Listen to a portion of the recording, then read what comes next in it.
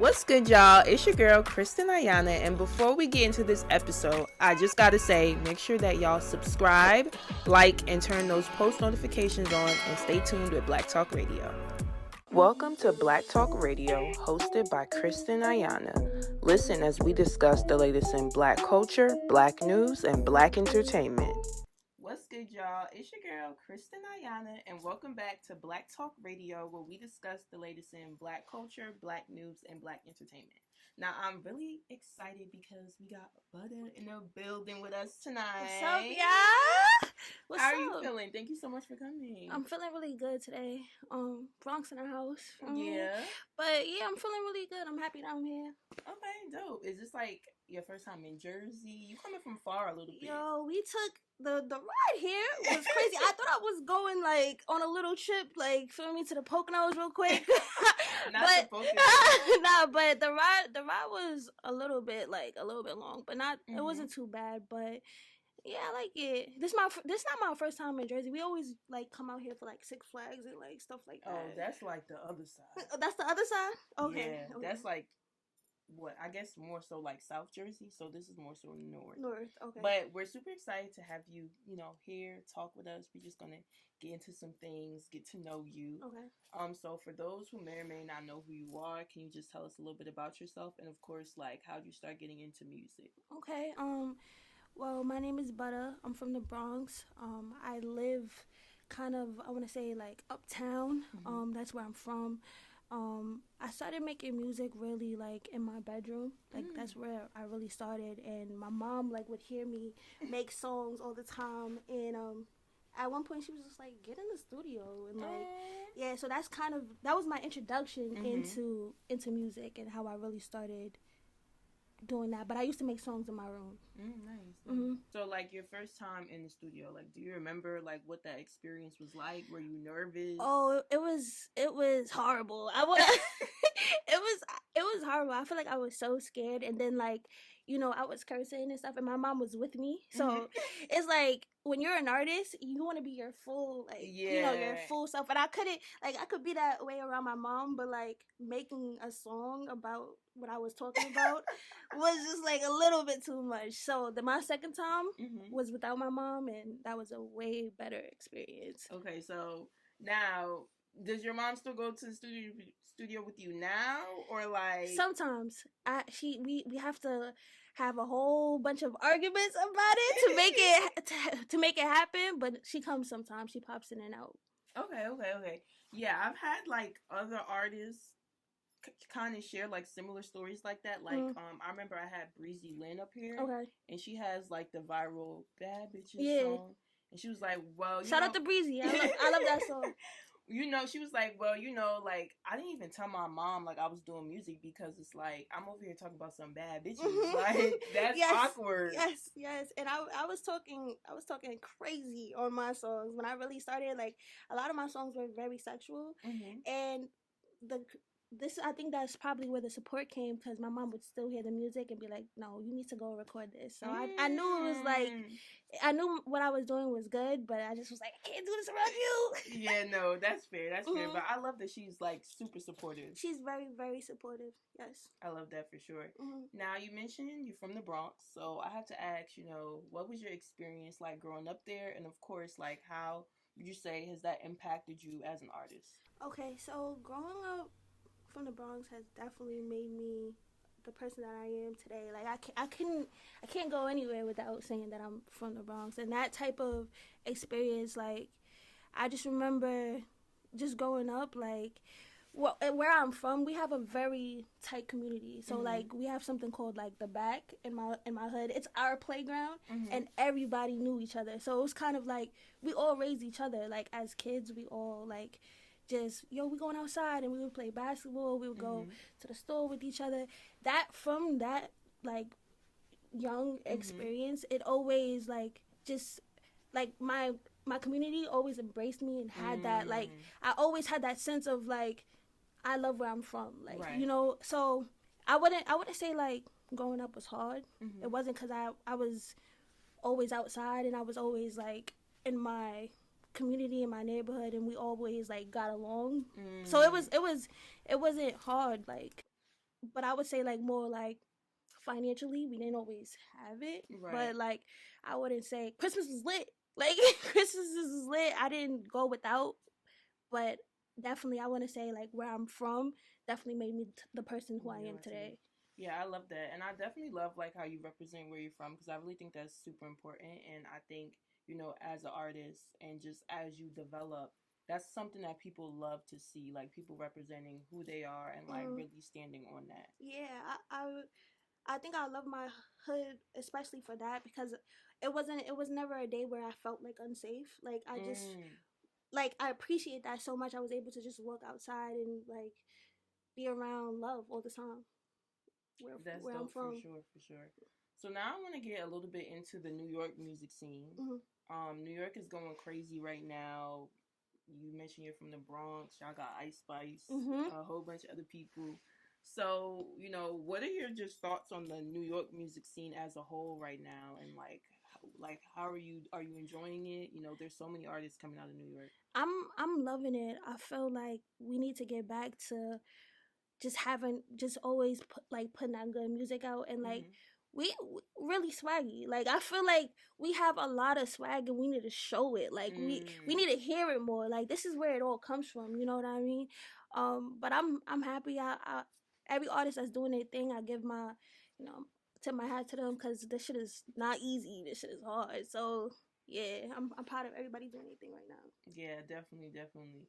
So now I'm gonna get into your song. Doesn't really matter. We were playing it earlier. Super duper dope track. So can you just talk to us about how that song was formed, and of course, like what you were what were you thinking like when you created that song? Okay, I'm gonna be really honest. I don't think I ever really told the true story of how. Ooh, what's not this a fake story, but like the real story of how this came about. I was in the gym. I was in the gym one day and I heard this song come on, and I was just like, it bring it back to when I was young, and I was like, I know this song. Like I love this song. I used to hear this song all the time growing up. And I went home and I played the song again, and I was like, yo, this is Doesn't Really Matter by Janet. And I like just remember always watching you know that movie I think it's called The Nutty Professor, is it?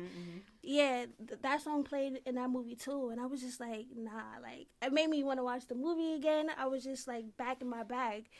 But then I was just like, hold on, like I want to make a song to this. I always loved Janet too, so I was just like, I was just feeling it all like in that moment, but I just slept on it. I was just probably like, I'm in my creative bag, like let me just leave it alone. But like I could not let it go. Right. And I just started just like listening to a lot of music again that made me have that feel, but that specific song and that beat, I couldn't get away from it. So I started like making a song to it in my room, but it wasn't nothing what I had initially. It Doesn't Really Matter. And then I was like, all right, let me go back to the drawing board again, and I created what I did. And then we had a session, and I was just like telling them like, yo, I got something, but like I don't know if it's good. It was like, nah, do it. I went in there, and initially like I was just like, just keep the beat on the loop, like, and we did that, and we made Doesn't Really Matter. Or I made it, but that's how Doesn't Really Matter came about. That's dope. I love that you were able to like draw inspiration from something that was like nostalgic. I think for a lot of people, you know, I hear that like I think it's good and it feels really organic when people have those experiences, but then they can bring it back in their own art form. So I love that for sure. Yeah, and that was around the time where I was like really just trying to get in my bag, and it was just like, it's crazy that I made a song that really talks about that. Like I feel like I was also at my lowest too. Like I was just like in where I was just trying to figure out like, I really like doing music, but I really want to like express myself through my music and talk about everything. And I feel like that was the song that just literally let me lay it all out, like how I really feel, you know. So yeah. Would you say, you mentioned like you wanted to do music and like let it all out? Would you say like being vulnerable in your music is difficult, or is it like something you're becoming more comfortable with? So that's something that I'm coming more comfortable with now. It was hard for me to do in the beginning, but yeah, that's something that I'm definitely trying to break down now, because there's so many other things that I feel like people would relate to, that I can talk about, because I've been through a lot of shit that I sit back and I'm be like, I'll talk about it, and my friend will be like, girl, I'm going through that too, or like my cousin will be like, I'm going through that too, and I'm like, all right, I need to start singing about this, or putting this in a song, because everybody's going through something. Right, and I definitely feel like the more like vulnerable you are in your music, the more people can relate to it. Yes. So I think there's definitely like power in like vulnerability for sure. There But is. thank you for sharing that experience. Thank you. I also seen that like your song played on the radio. Mm-hmm. So can you talk to us about that experience? Where were you? Oh my What were God. you thinking? Were you screaming and shouting? So I was working. I was in the studio. Mm-hmm. I was with my engineer at the time, Mm-hmm. and he didn't want to really tell me what was going on. So I just keep seeing him on the phone, because like where we record, like I could see what he's doing. So I'm like, oh, what's up? So I come out and he's like, your song might play on the radio today. And I'm like, might? Like, I need, like, I can't, what can I do with a might? Like, you know, because like, you want to tell people, you know? And I was kind of like scared, like, should I tell someone? Of course, I call my mom. My mom starts breaking immediately. Like, what? You gonna be on the radio? I'm like, yeah, I don't know yet. Might. Mm-hmm. So then I downloaded like the radio app, and I was just Waiting. waiting, and I was like, it's not gonna go. And I got in our session ended. Mm-hmm. I got in the van.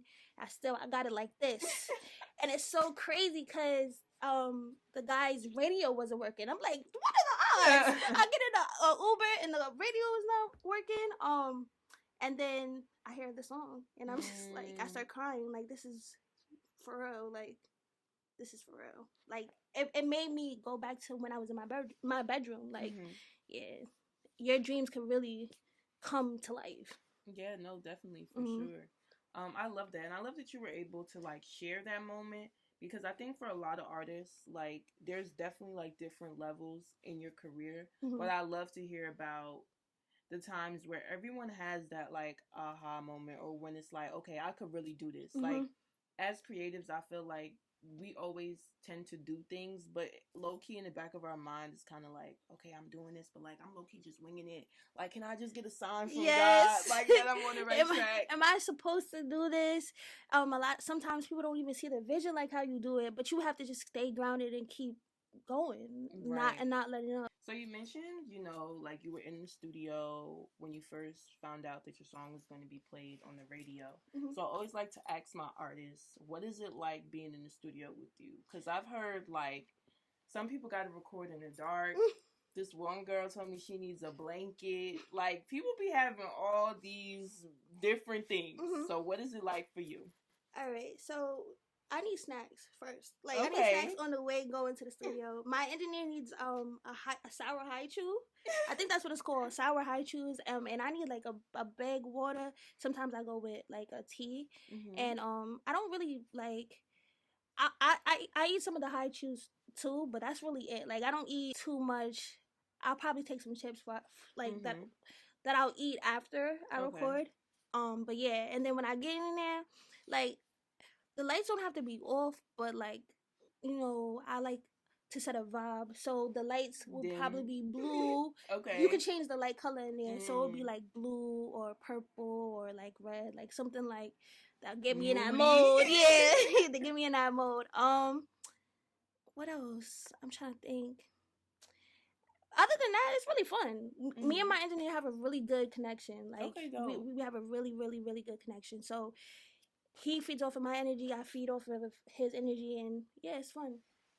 I love that. That's dope for sure. Okay, so I feel like that's a pretty normal vibe. Nothing out of the ordinary. Yeah. That's dope for sure though. And I love that you and your engineer have a good relationship, because I think that's like super duper important. Yeah, we have like a crazy like story even with that, but like about getting back to getting like a little bit vulnerable and opening up. Mm-hmm. My brother had passed away Oh, no. when he was 11, and they used to call him Butta, which is where Butta comes in with me.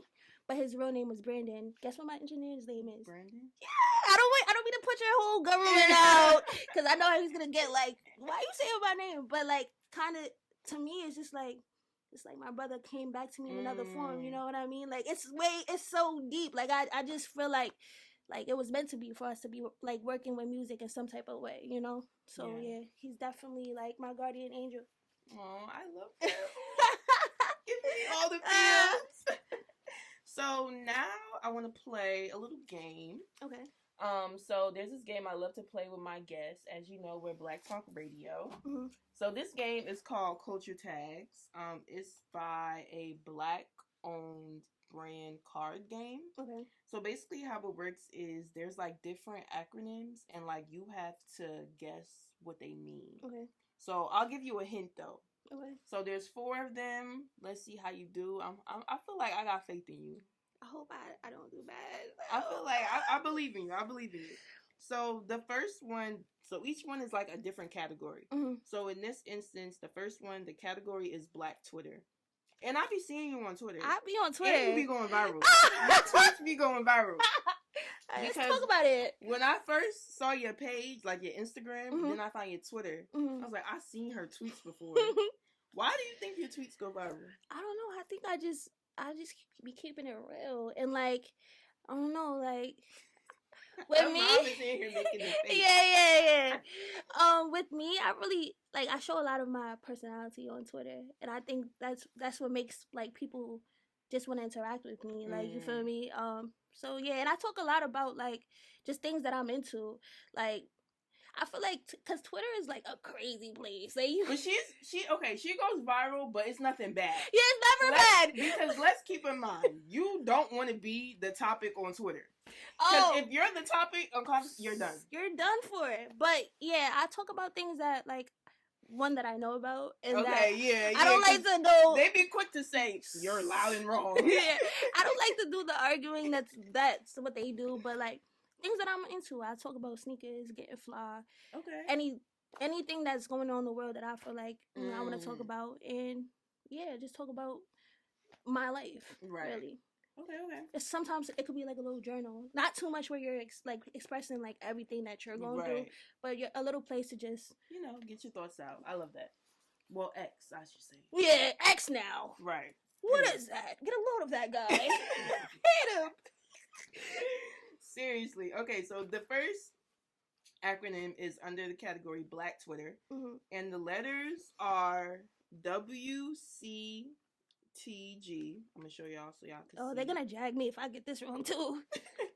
The hint. Okay, so the hint is Real Housewives of Atlanta star Nene Leakes is known for this phrase. And it's used when something is just not right. I feel like you could get this one. When it's used when something is not right? Yeah, like it's just like, oh no, like this is a mess. And Nene Leakes says it all the time. I got faith in you. Yo, cause I'm thinking about mad different memes right now, and I can't think of it. Hold on. Maybe I could give you the first 2. Alright. Who child? Still no? You don't know this one? Oh, Woo Child. Are you saying Woo? Yeah, Woo Child. That's the ghetto. Yes. Oh shit. All right. Woo Child. That's the ghetto. That was the first one.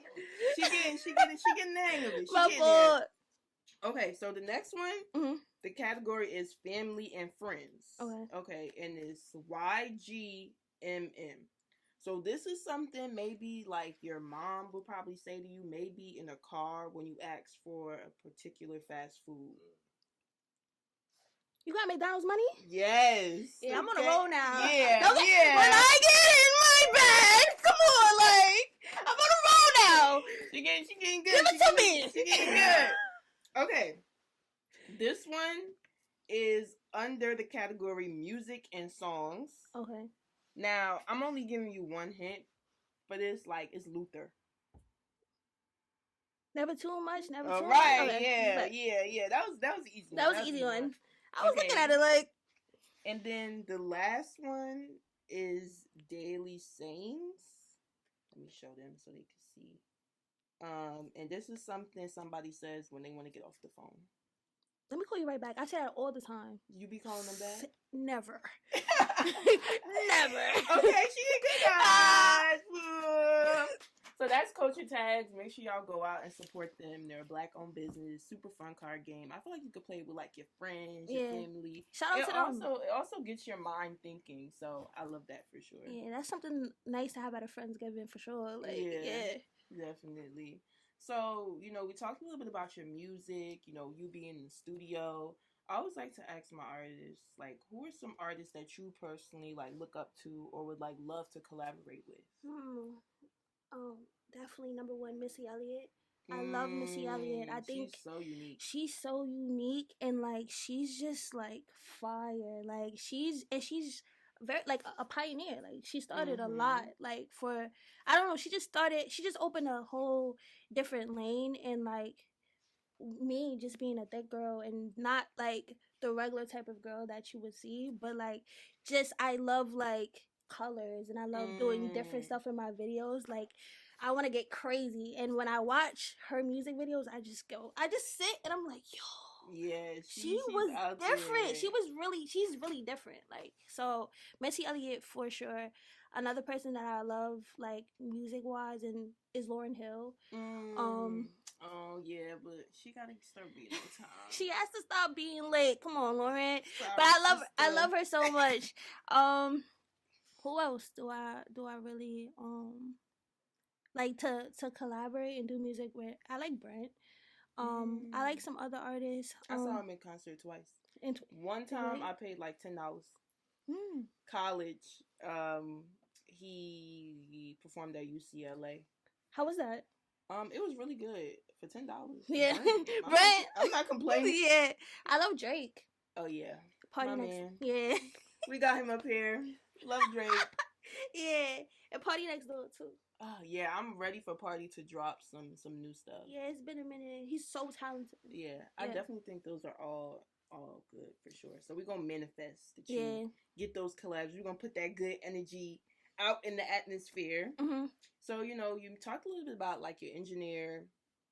You're just you doing music, your process, things of that nature. I always like to ask my artists when they come up here, like, do you have a team? And if so, like, how was that formed? Or just like, how is your day to day as far as like managing your life as an artist? I do have a team. It started out kind of rocky because we had to figure it out. But once we did, it's going good now. Shout out to Brandon, Kanai, my mom, GQ. Like all of these people play like such a big part in what I do, and I'm just happy that I have everybody involved. Well, I think that's good, and I'm glad that you were able to begin the process of like forming a team, because I think that's really important, and I really think as an artist it really does help you to be able to just like focus on the music and things of that nature. So that's dope, and I love that you mentioned that you have people that are genuinely in your corner. Yes. Since I started music, GQ has just been there with like like you gotta go do this show and breaking me out of my shell kind of, because like performing is scary too. So he's just definitely helped me with doing certain shows, and then I have my mom who's just always been supportive, and then I have my engineer who's just like, we gotta get these songs done. He's my comfort like person when I'm in that zone, because sometimes you just be in your head like, is the song gonna come out good? Do I sound good? All of those little things. So it takes all these different people to give you that, create this. So I definitely feel that. I also think too, like the more you keep going and stuff like that, you'll definitely get more comfortable. So I think with time, for sure. But you're really definitely onto a great path. Thank you. And my final question for you, if you could leave your supporters with one thing to remember about you, what would it be and why? About me? Like, who else? About me. Butta is very down to earth. She's funny. She loves a lot of colors. She loves sneakers. She loves making music, and she wants to keep putting out good music for you guys. And that's something that y'all can watch out for in like a couple of months coming in. I want to say probably 2024. Y'all gonna hear some new shit. Okay, we're ready. Love that. Well, I just want to thank you so much for chatting with me. Let everybody know where they could find you, follow you, all that. Okay, so y'all can find me on the gram, Butta.nyc, and on Twitter. If y'all wanna come to Twitter, it's Butta_NYC. Okay, awesome. Thank you so much. This was very fun. Bye, guys.